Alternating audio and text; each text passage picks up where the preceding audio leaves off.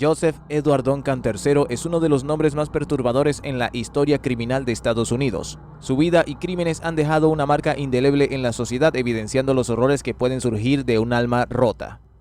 Desde su niñez hasta sus crímenes horrendos, Duncan es el epítome de lo que se teme.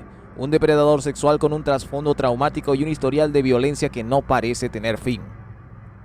En este recorrido exploraremos la vida de Duncan, sus atrocidades y las consecuencias devastadoras de sus acciones, desenterrando un caso que revela las profundidades del abuso y la desesperación. Hoy vas a conocer los detalles de este caso, y para enterarte de otros personajes igual de siniestros, solo debes suscribirte y activar la campanita de notificaciones. Nacido el 6 de febrero de 1963 en Tacoma, Washington, Joseph Duncan no tuvo un comienzo fácil. Criado en un hogar problemático, su infancia estuvo marcada por el abuso y la negligencia. Su madre era una figura dominante que lo sometía a humillaciones y violencia, mientras que su padre, un veterano de la Segunda Guerra Mundial, luchaba con sus propios demonios, incluyendo el alcoholismo. Esta combinación de trauma familiar probablemente plantó las semillas de la violencia en su interior. Desde joven, Duncan mostró comportamientos problemáticos que preocuparon a sus familiares y maestros. A menudo era descrito como un niño solitario que no encajaba en su entorno. En la adolescencia comenzó a mostrar un interés por la violencia y la pornografía, lo que le llevó a desarrollar tendencias hacia el abuso sexual. Esta inquietante evolución en su comportamiento fue un indicio de lo que estaba por venir. En 1979, a la edad de 16 años, Duncan fue arrestado por su primer delito grave, el intento de secuestro de un niño. Aunque no logró llevar a cabo su plan, este primer paso hacia la criminalidad fue solo el inicio de una larga lista de delitos. Su primer encuentro con la ley fue solo un presagio de las atrocidades que cometería en el futuro. Después de ser liberado, Duncan continuó su espiral hacia la oscuridad. En 1980 fue arrestado nuevamente por el secuestro y abuso de un niño de 10 años, lo que resultó en una condena que lo llevó a ser registrado como delincuente sexual. Este estigma debería haber sido una alerta para el sistema judicial y para la sociedad, pero Duncan logró eludir la vigilancia adecuada. Fue condenado a 20 años de prisión, pero su tiempo tras las rejas se vio acortado debido a su comportamiento aparentemente bueno. Tras su liberación en 1994, Duncan intentó reintegrarse a la sociedad. Sin embargo, su vida de crímenes no había terminado. De hecho, su salida de prisión fue solo el comienzo de una serie de atrocidades que impactarían a Estados Unidos. En 1996, tras un breve periodo de libertad, Duncan fue arrestado nuevamente por violaciones de su libertad condicional, pero sorprendentemente recibió otra oportunidad de reintegrarse a la comunidad. Este ciclo de detención y liberación es un tema recurrente en la historia de muchos depredadores sexuales, y en el caso de Duncan fue un claro indicador de cómo el sistema falló en proteger a la sociedad de su naturaleza peligrosa. Su historial criminal no solo fue ignorado, sino que la falta de atención a su comportamiento violento permitió que continuara con su patrón de depredación. El 15 de mayo de 2005, Joseph Edward Duncan perpetró uno de los crímenes más horribles en la historia reciente de Estados Unidos. Tras haber estado viviendo en un área cercana, se dirigió a la casa de la familia Groen en Coeur d'Alene, Idaho. En una serie de eventos que dejarían a la nación en shock, Duncan irrumpió en el hogar secuestrando a dos niños, Dylan y Shasta Groen, junto con la madre de los menores, Brenda Groen, y su novio, Mark Mackenzie. Duncan asesinó brutalmente a Brenda y Mark, dejando sus cuerpos en la casa, y luego se llevó a los niños, que eran muy pequeños, con él. Durante el tiempo que pasó con ellos, Duncan sometió a los niños a un horror inimaginable. Se dedicó a abusar sexualmente de Shasta y a manipular a Dylan, creando un ambiente de terror y desesperación.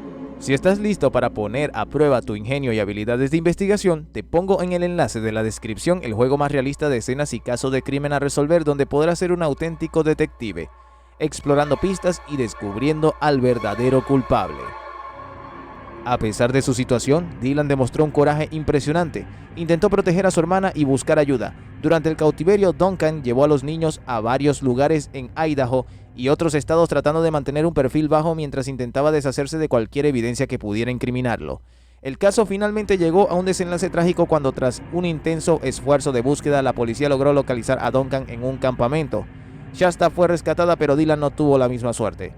Su cuerpo fue encontrado más tarde, lo que llevó a un dolor profundo y una conmoción nacional. El arresto de Joseph Duncan fue un momento crucial en el caso. Después de ser detenido, su comportamiento en custodia fue errático. Durante el interrogatorio reveló algunos detalles de sus crímenes, pero gran parte de su confesión era incoherente y perturbadora. El momento más escalofriante fue cuando, en un intento de justificar sus acciones, Duncan se mostró despectivo y casi orgulloso de sus crímenes. El juicio de Duncan comenzó en 2008 y fue seguido de cerca por los medios de comunicación. Durante el proceso se presentaron pruebas que revelaron la magnitud de su violencia y el impacto devastador que tuvo en las vidas de sus víctimas y sus familias. La fiscalía presentó un caso sólido, destacando no solo el asesinato y abuso de los Groen, sino también su historial de delincuencia sexual que lo convirtió en un depredador recidivista. En un giro impactante, Duncan decidió actuar como su propio abogado, lo que llevó a un juicio lleno de momentos extraños y perturbadores. En un intento por manipular la narrativa a su favor, intentó presentarse como una víctima de sus circunstancias, ignorando completamente la realidad de sus actos atroces. Sin embargo, el jurado no cayó en sus trampas. Finalmente, el 2 de diciembre de 2008 fue condenado a muerte por los asesinatos de Brenda y Mark Groen, así como por el secuestro y abuso de sus hijos. La decisión del jurado fue un alivio para la familia Groen y para la comunidad en general, que había sido profundamente afectada por el caso. La historia de la familia Groen, un dolor perpetuo. Mientras Joseph Duncan enfrentaba su condena, la familia Groen tuvo que lidiar con el dolor y la pérdida. Brenda Groen y Mark Mackenzie fueron recordados como personas amadas que habían sido brutalmente arrebatadas de sus seres queridos. Shasta, la única sobreviviente, tuvo que enfrentar el trauma de su experiencia y trabajar para reconstruir su vida. El impacto de la violencia de Duncan se sintió profundamente en la comunidad de Coeur d'Alene. La gente se unió para apoyar a la familia Groen, mientras que otros se preguntaban cómo alguien podía ser capaz de tales actos horrendos. El caso de Duncan no solo afectó a la familia, sino que también llevó a un cambio en las políticas de seguridad infantil y a una mayor conciencia sobre la necesidad de proteger a los más vulnerables de la sociedad. Reflexiones sobre el sistema judicial. El caso de Joseph Edward Duncan también planteó importantes preguntas sobre la eficacia del sistema judicial. Desde sus primeros delitos hasta su liberación prematura, el ciclo de violencia y crimen de Duncan fue un claro ejemplo de cómo el sistema puede fallar en proteger a la sociedad de los delincuentes peligrosos. Muchos argumentaron que debería haber habido más atención a su historial de abuso y que las oportunidades perdidas para intervenir en su vida permitieron que se convirtiera en un depredador en serie. Las críticas al sistema judicial no solo se centraron en el manejo de Duncan, sino que también llevaron a un examen más amplio de cómo se abordan los casos de delincuencia sexual en Estados Unidos. Muchas voces se alzaron para impedir reformas que garantizaran una supervisión más rigurosa de los delincuentes sexuales y una mayor atención a las denuncias de abuso, asegurando que los errores del pasado no se repitieran. Ahora piensa que hasta el vecino o amigo que menos te imaginas también podría ser así. Comparte este video, suscríbete al canal y cuéntanos qué piensas en los comentarios. ¡Hasta pronto!